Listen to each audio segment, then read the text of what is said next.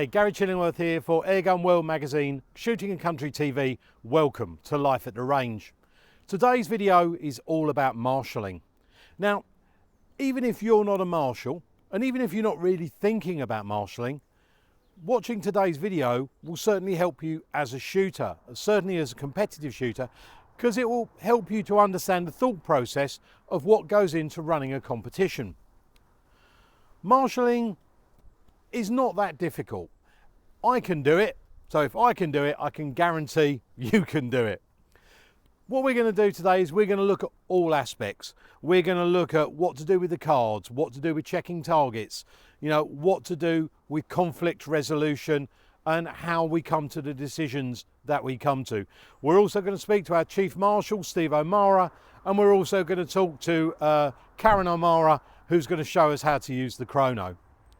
So let's get into it, let's look at some marshalling, and welcome to Life at the Range.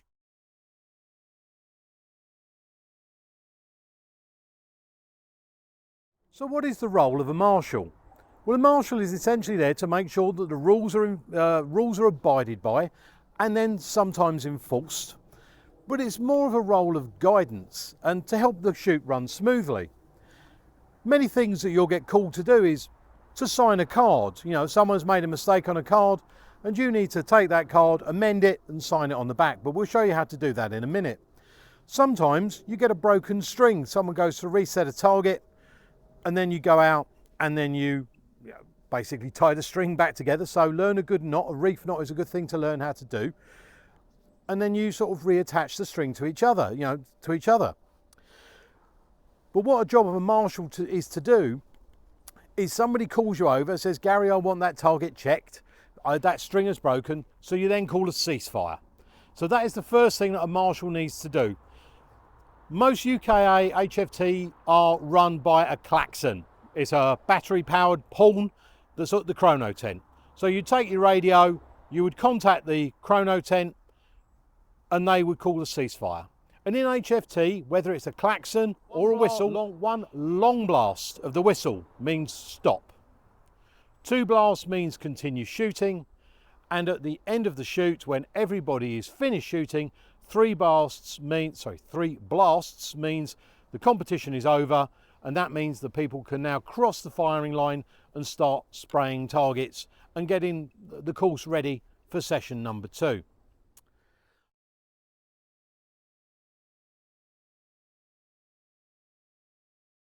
The other thing that you need to do is check people's guns. This is not something that you go up to, I want to check your gun, but it's little things like if they have a sling fitted, which I don't actually own a sling. A sling is only there to carry the rifle. And this is the other thing. Rifles must be carried muzzle down at all times. Never like that. Always muzzle down. There's also a rule that says do not use your scope as a carry handle. Now what that means is we do not want people walking around like this, flagging people, aiming their guns at people. Because even though it should be unloaded, it's just not a good look. But if somebody's got a gun in a gun bag and they lift it out and then transition like that, that's not really an issue because it is an easy place to grip from and a lot of people do it. So don't do that. But if you're just lifting it out your gun bag, but try and keep it muzzle down, that's absolutely fine. Part of being a marshal is the letter of the law and the spirit of the law. And a good marshal will understand the difference between the two even. The other bit is things like butt pads. As you can see, this is a butt pad. The current rule is that this bottom section from the flat to the tip must be no more than 2¼ inches, although that may change in the future. And it is only this physical piece here that is allowed to touch the ground when you are resting the gun to take your shot. You can't have this butt pad up in the air and rest this bit of the stock on the ground. It is only the very rear part that can touch the deck. Also, this rifle, the pistol grip, this must not touch the ground when you are taking the shot. Some people will put their finger underneath it and they'll rest the pistol grip on their finger and the finger is resting on the ground. Very, very hard to police. and watch out, but the general, the ruling is the pistol grip must not touch the ground. Let me just put this away. The other thing that you'll need to look for is mats.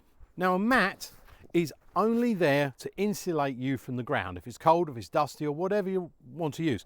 What you can't do is fold up your mat like this. If you've got a shot where you've got to come up the peg, you can't take your mat, fold it up like this, place it at the peg, and then rest your arm on top of it to give you more height. It's a good idea, you're just not allowed to do it. You can't rest it underneath your stomach. You can only use this to lay on.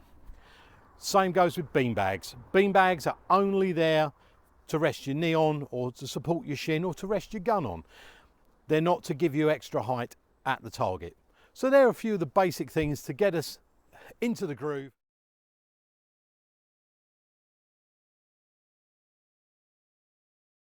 One of the main things you'll get as a marshal is a request to amend a card. Now, cards are quite important within HFT, and all shooters will have them. And as you can see here, they'll have your name, they'll have your gun, they'll have your scope, and they'll have the magnification and the parallax. Now, the reason we put the parallax in is if you walk up behind someone and you see them twiddling with their parallax, let's say they're shooting an 8-yard target, and all of a sudden you see that their gun is set on 8 yards on the parallax, that's going to make it almost impossible to miss. So they've adjusted the parallax. So whenever you walk up to someone, and if you want to, it's not something that's done a lot, you check what their parallax is on their gun, and it should match what it says on their card. Sometimes, it might be like 32, 33, and the card says 35. That you wouldn't worry about. But if they're on an 8-yard target and they've set their parallax to 8 or 9 yards, and it should be 35, there's something dodgy going on. Obviously, also, you've got up here open 2-2 recoiling. But what would happen is, say for instance, you had this card here, and they said, oh, Gary actually killed 23. It should be a 2. So what they would ask you to do, and it's very hard to film this and do it at the same time. So you cross it out. You would write, that's a 3. Don't get many of them in HFT. You would write the 2. So it's peg 23. And then on the back, peg 23 is a 2. And then you would sign it as the marshal. And once that is done, that's all good. It's got the 2 there. And when this gets handed in, they'll say that, oh, that looks a bit funky. They'll turn it over and they'll see that it's been signed by a marshal. And that is how you take care of cards.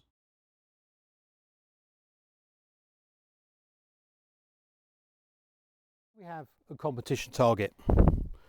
A standard rabbit, pellet flies through the hole. This is a 15mm. Hits the paddle at the back. Hits the paddle at the back, and the target falls over. Now, within a competition, you usually get lots of people, well, not lots of people, the occasional person will hit a target. As you can see, this one has been split all around the edges, and they may challenge the target, say, I don't think that's falling down. And that does sometimes happen. Some targets fail. Pellets may hit here, will fall down within the hinge, and the target won't fall over. If you get lots of pellet strikes, there isn't a large gap there for it to fall through. So they're asked for the target to be tested. Now, we have these things called chili checkers, and yes, they were named after me. I'll tell you why. That's because in the first year of the UK HFT, I called 9 targets. People seem to forget that 8 of them had actually failed. They're much better now that we've got Flop Over and Peter Underwood and other people making great targets. Mamba targets as well, very nice. But the targets, it's not often they actually fail, but it does happen. And what happened is you come forward, and we'll show a video of Steve O'Mara doing the proper position, the proper technique of checking a target. But essentially, you'll get a chili checker, which is a probe on a spring. You'll come up, you hold it there, you'll fire it, and it'll fall through, and either the target will fall over or it won't. Now, a couple of things you need to know. If you touch the target, because some of the checkers, the Brian Sampson ones, have got a probe. And if you touch the target with the probe when you check it, it now is much harder to fall over. So no matter what you do, you must not touch the faceplate before you fire the probe. The other thing when you walk up is sometimes the string may have been locked up. It's gone underneath something like this and it's been caught up and the string is tight. And you walk up and you can see that the string is tight and there is no way that it's going to fall over. It might have caught up, don't know if you can see that, but it may have caught up in the wood. So it might have just fallen back a little bit. So we'll pull that tight. Hold it like that. So it's gone back a little way. So let's say it's there, but not all the way. So that way, if you just pull the string out, it will fall. Now, if the string has caught up, if for any reason it hasn't fallen, the person gets the 2 points because you've had to loosen the string off to allow the target to fall. But only the person who calls the target gets the point. That's an important rule to remember. But there's a couple of things when it comes to strings that we need to talk about. Some people have said if you touch the string, the person gets an automatic 2 points. You've walked up, string's down like that, it's nice and loose, you've accidentally trodden on it. It's not affected the target. Somebody says, I want 2 points. No. If there is an issue with the target and the marshal has walked up and he's gone like that before he's tested it, most definitely that person would get the 2 points. But if you've accidentally touched the string or you've done something wrong and it's not affected the way that the target has worked, don't let them browbeat you into giving them 2 points. If people do start to get a little bit stroppy, go, oh, you touched the string as you were walking through, I want my 2 points, just say to them, no, you're keeping the 1. If you wish to file a complaint, go and see the organisers and let them deal with it. The other thing to remember is all marshals are human. This is a 15mm target, tiny little hole, and the probe on a Bob Pattenden checker is around about 8 or 9mm across. You might accidentally clip it as you go through or hit the plate. If you do that, you just turn to the people and say, I'm really sorry, I hit the plate, and then test it again and see if it falls. By accidentally hitting the plate with the checker, it's not going to affect it. It's not going to stop it falling down afterwards. There isn't really a lot you can do to stop the target from falling because that is what they are designed to do. So that's checking the target. But now what we're going to do is we're going to show you the correct procedure with the erstwhile Mr. Steve O'Mara. Okay, right, so we're going to check a target. So here's Mr. O'Mara. Right, UK HFT cheese. No, I'll let you do it. So this is how we check a target.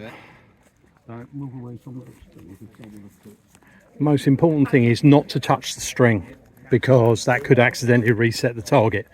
Also, try not to walk directly in a straight line because people will count your footsteps. And if you're right-handed, go from the left-hand side because it's easier when you get to the target. There you go.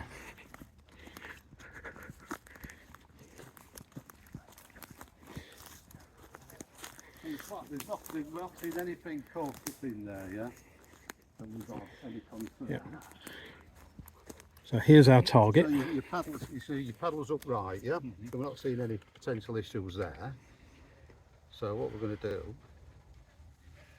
is I'm going to take this off there, so it's off the spring. We're going to guide it to that paddle. We're going to move that, so it's just touching there. We're going to load it, and this is where I have to be careful because my eyesight's shite. Not an issue. Okay. So it's a clean hit, it's gone straight down. There was no pause, there's nothing caught on it. It's a good target.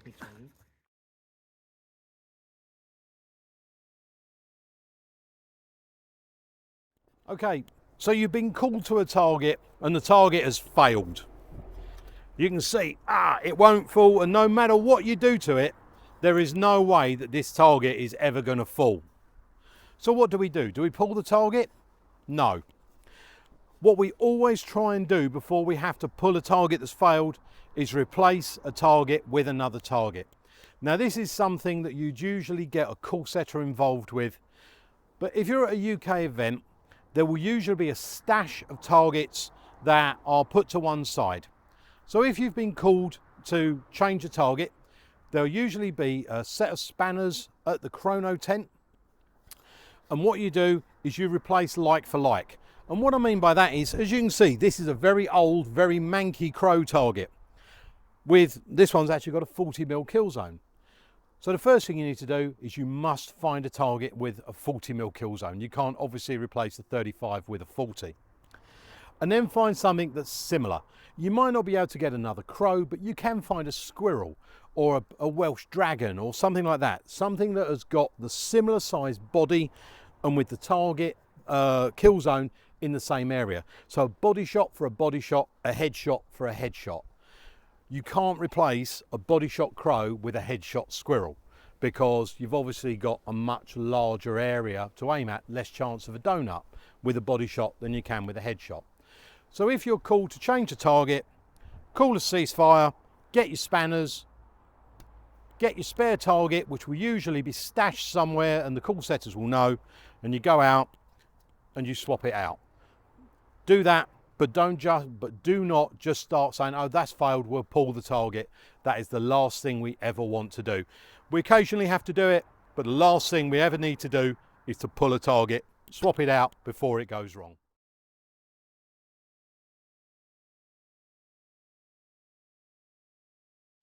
The vast majority of people that you'll meet on an HFT course are absolutely lovely. But it is a competitive sport. And there are times when people have been practicing all week or practicing all year. They've invested a lot of money in their kit and their scopes and their hotels, and they really want to perform well. They've missed the target. They're upset about missing the target, and it's fully understandable. I've been there. They've asked for a target to be checked, and you've made maybe a small mistake, or the result has not gone down the way that they've wanted. They've asked for the target to be checked, the target to be fined, and they still want to argue the point. The important thing is to always be as polite as possible and don't engage. If they want to continue arguing the point, the best thing is to walk away. Never ever get into a position where you're in a standing argument with a shooter. You are the marshal, you are in charge. If they've got an issue, there are people out on the course who are heavily experienced. If this is your first time marshalling and people start going, oh, well, no, the rules state blah, blah, blah, blah, blah, I want my 2 points, and you don't know what the rule is, the most important thing in HFT is to say, I don't know. The shot's been taken. You make a note of it. You get onto the radio, you call the Chrono tent, you say, either can I have the Chief Marshal or an organiser to peg 23, or you can say, can you make a note that Gary Chillingworth is challenging this target, he's not happy about it, can you please make a note for it to be checked later? We have the ability to have a governing body or a group of people who can come to this, can come and make a formal decision. But you as a marshal, pass the buck. Pass it on to people who may be more experienced. And even if you're even if you are a senior marshal, someone who's got a lot of experience, and it might be one of your teammates giving you grief, never feel bad about passing it on. We work as a team. We are here to help each other. And sometimes you're better off just saying, I don't know, I'm going to pass it over to somebody who does, or somebody who is happier to make that decision. But it is very, very rare that you will come across a stroppy shooter. And if you do, make a note of it, take their name and walk away. And if you are the sort of person who wants to abuse marshals, then as far as I'm concerned, you can sling your hook, and we don't want you in HFT. This is family, this is friendly, This is all about shooting. We never want to see anyone abuse a marshal. And if you want to abuse someone, you come and see me and you can abuse me. But you never ever abuse a marshal.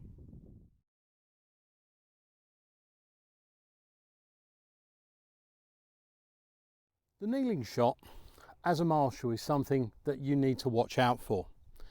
Now, we're not talking about a supported kneeler now, we're talking about your standard kneeler, and that your free kneeler, and that will be identified by a small 4-inch peg just off the ground.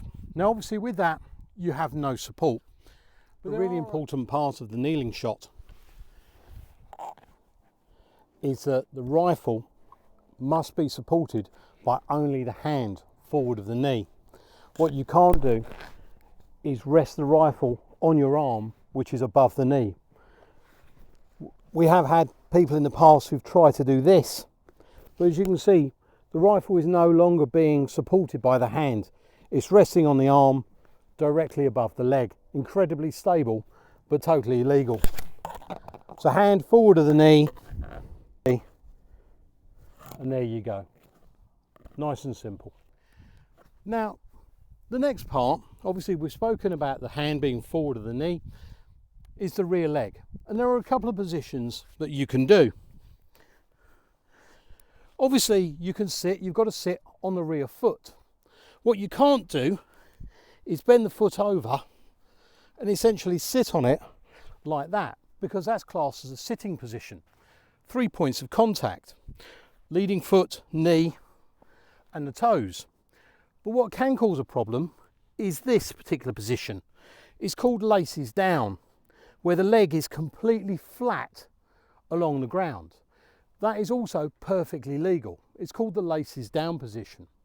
So usually people will be up, there'll be a gap there, and they might have a bean bag under there or a kneeling roll, or they might have a mat or a bean bag underneath the knee. Perfectly fine. They may have the knee in front with the mat or the bean bag behind. All perfectly legal, and that's your kneeling positions.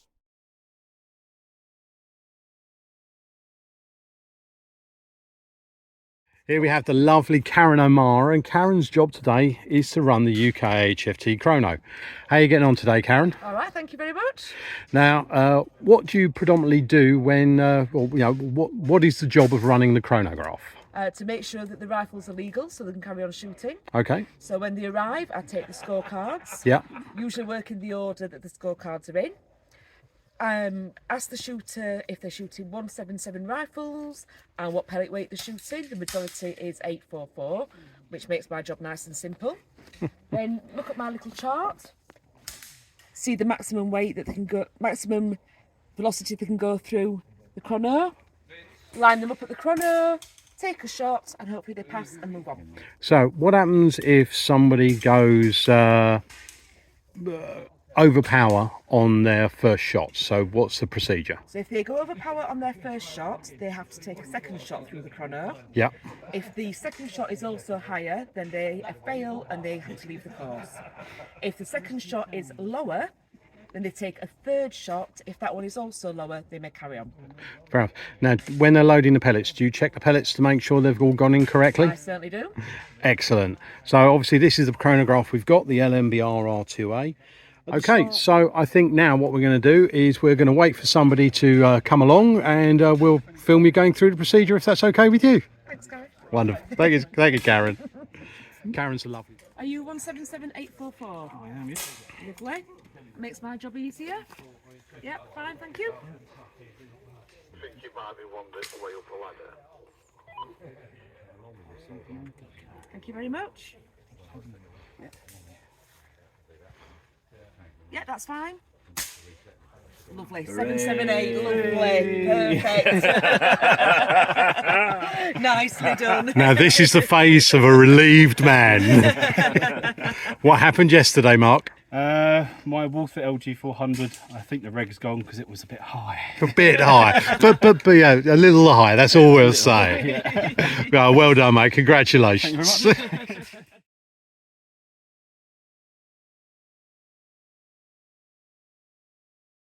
Now, every now and then, someone will shoot a target, they'll miss it, and they'll challenge it. Now, we've spoken about people challenging targets and how to check them. But then what someone might say is, that target's 26 yards and it's a 15 mil, it can only be to 25 yards. Or, that's a 30 mil target out of 45. That's wrong, it's outside of the rules. Happens occasionally, and sometimes it has been known to people have swapped out the wrong target or they've put the wrong target out. It happens. All course setters are human, with the exception obviously of Richard Woods, who's some kind of demon spawn. If this happens, you take the shooter's name. You call through to the Chrono tent. Alex Larkin has challenged peg 13. He believes it's 12.5 yards, whereas it's a 15 mil and should be 13 yards. They will note it down. We do not measure targets during the competition, because if we measure it and we say, yeah, it's bang on 13 yards, that information will get back and around the course within a fraction of a second. And everyone now knows that what the range of that target is. So what we do is we mark down the challenge, it's in the book, and then at the end of the session or the end of the day, whichever comes first, an official marshal will go out and will check the target. We'll put a tape on it whilst all the competitors are far away, and we'll usually use people who have shot the course. We won't use someone like, if I'm shooting session 2, I won't go out and measure the target. But someone who's just finished shooting, they will. Now, if they're challenging the size of the kill, we have an item. It's commonly referred to as the HFT plug, and I'll put a picture up here, and you can see why. It looks like a step drill. The top step is 15, then 20, 25, 30, 35 and 40. And essentially, you put it into the hole. If it's a 20 mil, it should go down to the second level. Sometimes you might need to give it a little bit of a twist, because these are 20mm targets that have been painted. So there might be a tiny bit of paint on the inside of the rim. So put it in, give it a little turn and see if it goes in. But this is not something that you will need to do as a regular marshal. This is above our pay grade. This will be an organiser, it will be the chief marshal like Steve O'Mara, who will usually go out and check these targets. You may be asked to witness, you may be asked to hold the tape whilst they go forward and check. But basically, if somebody challenges the size of a kill or the length of a target, get through to the Chrono tent, take their name, what peg number it is, what they believe is wrong, make sure that the Chrono tent has written it down, and tell the shooter, that's fine, we shall check it later.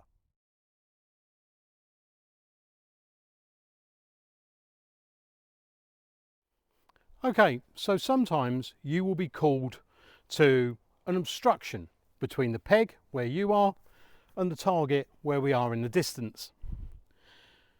Now there are some obstructions like this one here, and this has been placed here to force the shooter to come up the peg to make it a more difficult shot. So if somebody is at the peg, the target is down there, and they're saying, I can't see the target resting the butt of my rifle on the ground, you say to them, well, it's not designed to be shot with your butt of the rifle on the ground. Up the peg you come. However, there are times when it's been raining and you might have something like this. A stick has fallen and this stick is now sticking up, and that stick is in between your line of sight at the peg and the target. Could be a stick, could be some leaves, it could be anything, could be a piece of paper that's floated across. Might be a £50 note that's fallen out of Richard Woods' wallet. If it is something that is movable, something that could have fallen from a tree, something that could be shot out the way and it has been challenged, then it is perfectly acceptable for a marshal to go forward and clear it. Now this is one of the few times that we ask a shooter, if they are safe and their gun is clear, to look through the scope whilst there are marshals over the firing line. We will say to the person who has called the target, I'm going to move to the right or to the left. Can you please scope up the target and to see whether or not I have cleared the obstruction. So we'll move well out of the way. The shooter will check the target. They'll go, yes, it's clear, or no, it's clear. They'll put their rifle down because we are on a ceasefire and they will have cleared their rifle and everything is good. But you will never stand here whilst they're pointing a rifle at you. Even though we know it's empty, even though we know it's clear, we take a few steps away.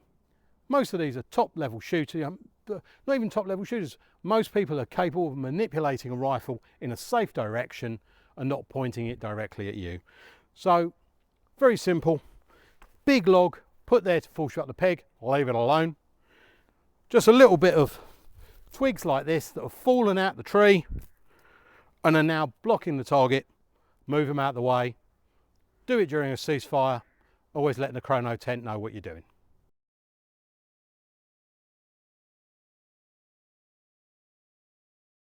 Well, I hope you've enjoyed today's video, and trust me, marshalling is incredibly rewarding and it's something that we should all try and do. If you need any help with marshalling, please feel free to drop me an email at lifeattherange@gmail.com or just put stuff in the comments below and I'll see if I can get back to you and give you the information you need. Speak to your local clubs and they will more than happily help you become a great marshal. Hopefully I'm going to see some of you at the World Championships in just a few weeks, and you take care of yourselves. We'll see you all again very, very soon on the range. Ta-da!